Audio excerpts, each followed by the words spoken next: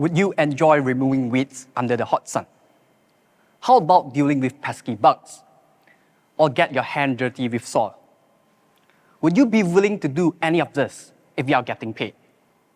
How about without pay?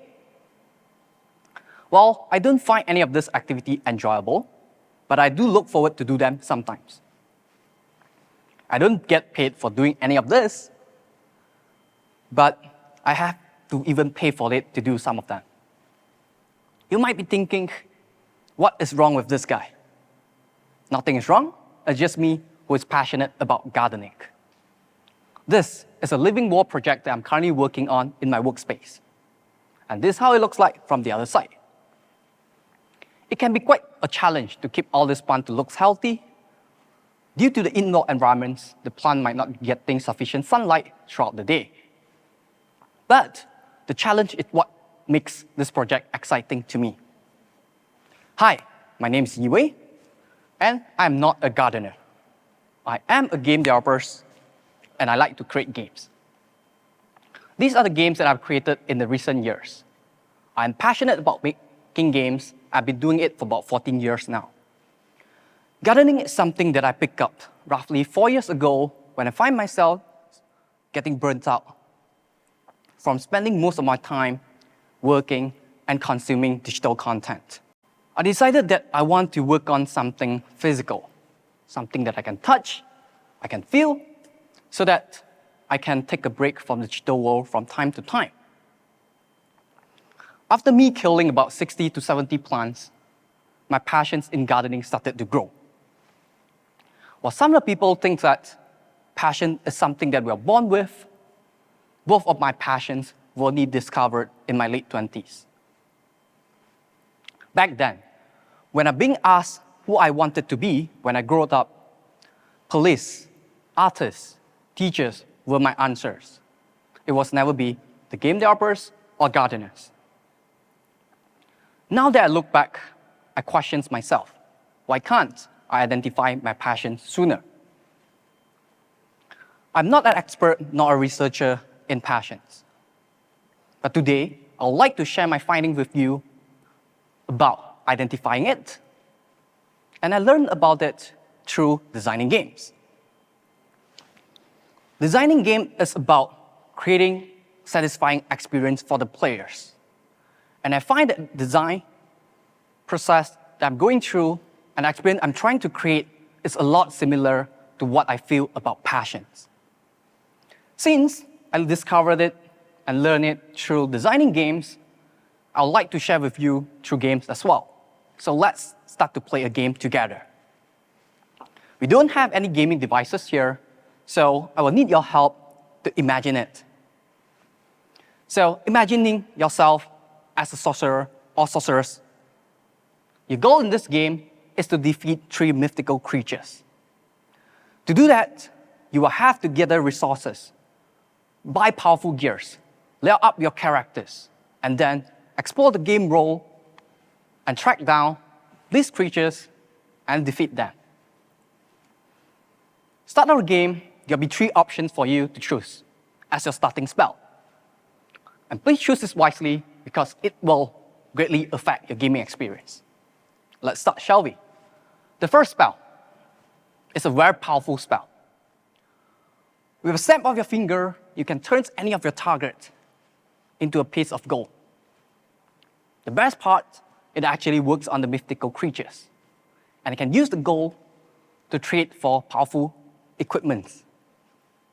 The second spell is a spell that shoots fireballs. Fireball deals serious damage, but it requires a long casting time. Something like this. 1, 2, 3, 4, 5, 6, 7, 8, 9, 10. Whoosh! This is how you shoot your fireballs, and this is how you imagine it. Be careful not to use it to target any close targets, as you might cut yourself up in the explosions. Now, the third spell. The third spell is the ice bolt.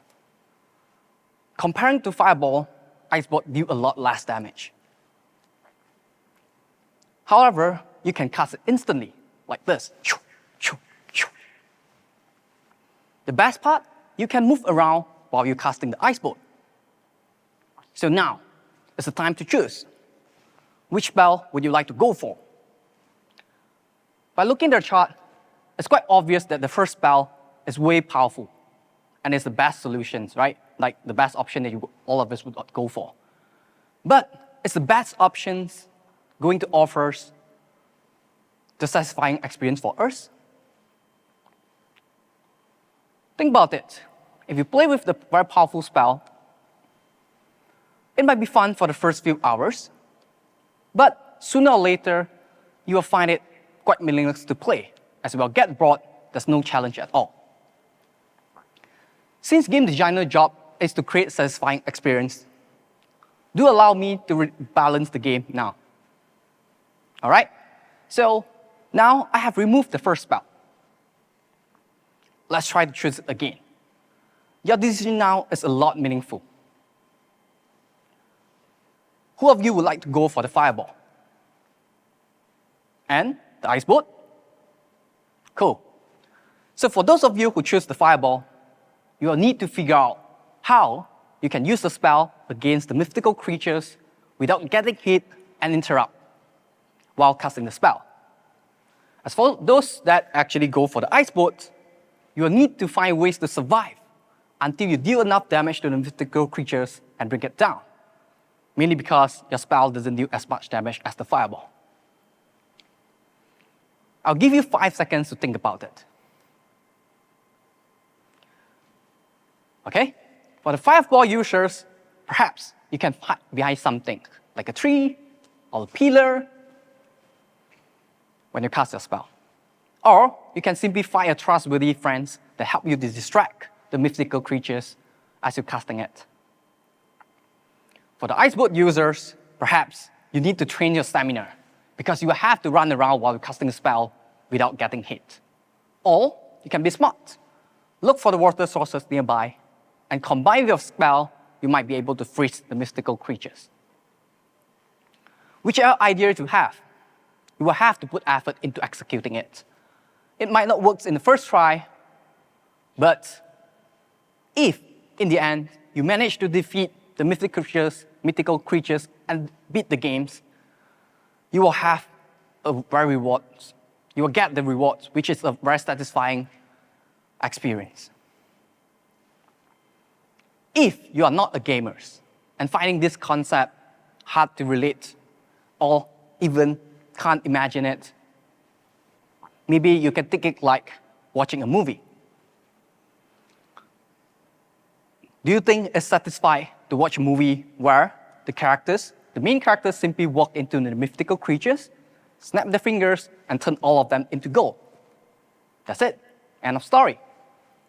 Or do you think it's more satisfying to watch a movie where the main characters have to go through countless times of experiments, failures, challenges, and eventually he finally found a very creative way to defeat the mythical creatures?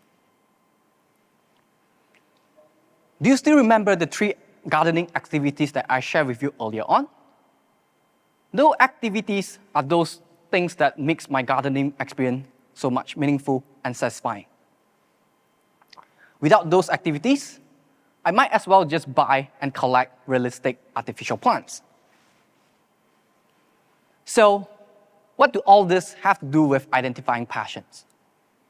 Often, when we're trying to look for passions, we only look at things that makes us happy. However, happiness alone doesn't lead us to passions. A satisfying experience does. These are the simplified process that what it takes to make the game that you helped imagine just now into a complete game.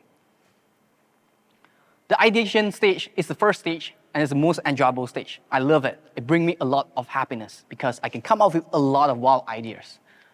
But as I continue to make progress, I will bump into things that will make me unhappy. In the experiment stage, it's usually the stage that I will figure out all the ideas I come up with, a lot of them is actually not fun. And I have to think of something new. And in the execution stage, I will have to bump into a lot of my implementation that's not working. And it's quite frustration.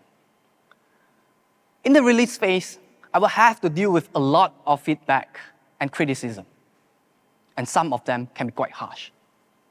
And lastly, during the maintenance phase, I will have to fix all the problems being reported in a very short period of time. Throughout this process, my stress level can build up, cause me to have self-doubt, and eventually, I start thinking of giving up. Being passionate in game development doesn't make all of this just disappear, but it does help to make all this more bearable. Passion supports me to continue to make progress, and eventually, I will be able to reach the end goal. And there's this big, rewarding, satisfying experience waiting me over there. I find we should identify passions through the effort and the sacrifice they are willing to make to keep doing what we love to. These sacrifices often include doing things that we don't like doing. Just like getting my hand dirty with soil and dealing with the bugs just to keep my plant healthy. I hope today I unlock a new perspective for you in how you can perceive passions and help you to acknowledge and identify your passion. Thank you.